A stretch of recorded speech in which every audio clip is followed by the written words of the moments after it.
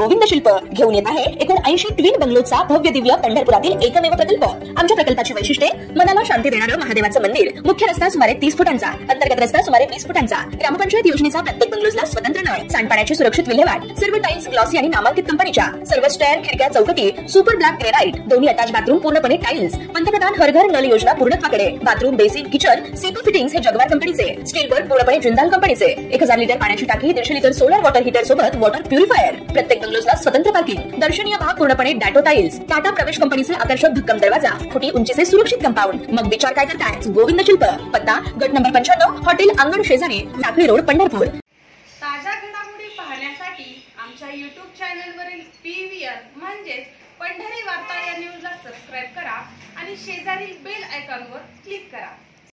मुंबईच्या जोगेश्वरी भागात राहणाऱ्या तरुणीची ऑनलाईन फसवणूक करून तिचे अश्लील फोटो नातेवाईकांना पाठवल्याचा धक्कादायक प्रकार समोर आलाय। पीडित तरुणीने इंस्टाग्रामवर कॅश लोन नावाच्या मोबाईल ॲपची जाहिरात पाहून कर्जासाठी अर्ज केला होता, मात्र त्यानंतर तिची आर्थिक फसवणूक झाली। हे प्रकरण एवढ्यावरच थांबले नाही तर तिला बदनाम करण्याच्या धमक्याही मिळू लागल्या।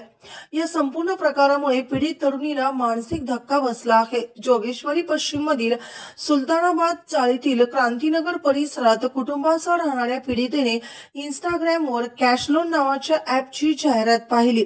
तिला तातडीने पैशांची गरज असल्यामुळे तिने 20 जुलै 2025 रोजी दुपारी 2:30 सुमारास हे ॲप डाउनलोड केले।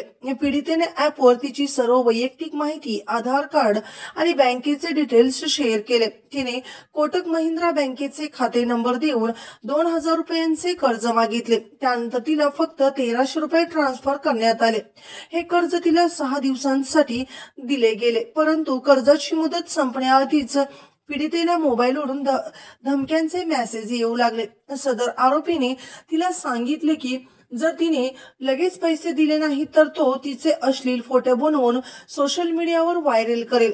या भीतीपोटी पीडितेने 31 जुलै रोजी संध्याकाळी 2 टप्प्यात प्रत्येकी 1000 रुपये असे एकूण 2000 रुपये UPI द्वारे पाठवले गेले। हे पैसे फोन पे द्वारे संदेश कुमार नावाच्या व्यक्तीच्या खात्यावर जमा झाले। त्यानंतर पीडितेच्या मावशीने फोन करून सांगितले की त्यांना व्हॉट्सअपवर पीडितेच्या चेहऱ्याचे मार्फ केलेले एक नग्न छायाचित्र पाठवण्यात आले आहे। काही वेळातच पीडितेच्या आणखी 2 मित्रांनाही त्याच नंबरवरून हे फोटो पाठवण्यात आले।